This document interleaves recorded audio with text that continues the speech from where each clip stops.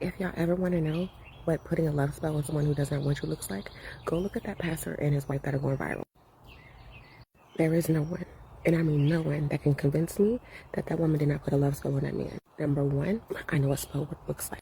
Number two, I know what a kitchen witch looks like. I've been around one my entire life. I know everybody bashing the pastor, talking about he is the devil, he's not. That man was put under spell work. Look, that woman told y'all everything that she did, everything that she spoke out there. She cooked for him. She did all these. Look at everything that she did. Him going to jail or that your prison experience was not a coincidence. And when you put a spell on somebody, a love spell on someone who does not want you, they will humiliate the fuck out of you. That is your damn karma. You gonna get that motherfucker. You gonna get him. You sure gonna get him. But they are going to humiliate you. They are going to show you every single day how much they hate being where they are. You gotta stop fucking with people's free will. You gotta stop fucking with people's free will.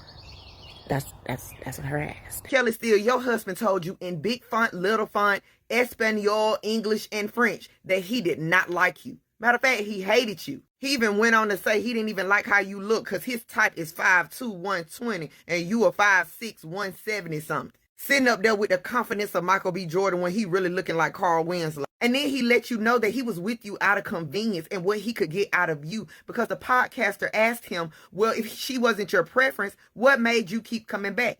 And he said, because she stayed down the road and she used to cook for me real good. And she worked at Lane Bryant and used to give me money. While you were up there sharing your trauma, they were quite literally laughing at you and not with you. And this is what I mean when I say some women rather be miserable and taken rather than single and happy. And the podcaster asked her, well, what would you say about the criticism or if somebody came up to you and said that your testimony was hogwash? And she said, I would tell them that's why you single.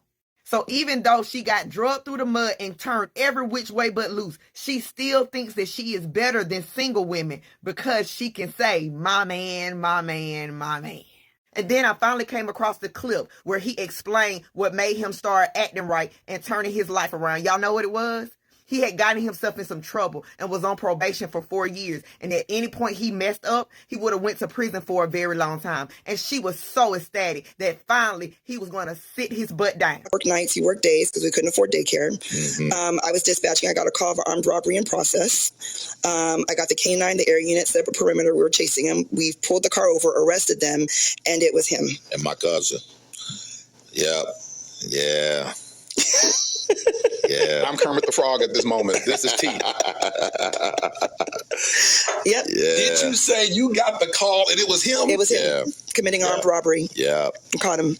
Yeah. And he was arrested. I was arrested, me and my cousin. Yep. So he is now facing 7 to 21 years in prison. 7 to 21. I got off the floor, told my sergeant what happened because I didn't want to lose my job because you can't be married to a criminal. Right. And I'm like, I didn't know what he was doing. And my first thought was, who has my kids? Because it was 3 a.m. But I had my baby sister. She would come in and watch the kids while I'm out. He robbed people. And I kept a few dollars in her pocket. Oh, this is an ongoing thing you used to do. She just never knew she was robbing. No, didn't know. It's ongoing. It had no idea because he was a.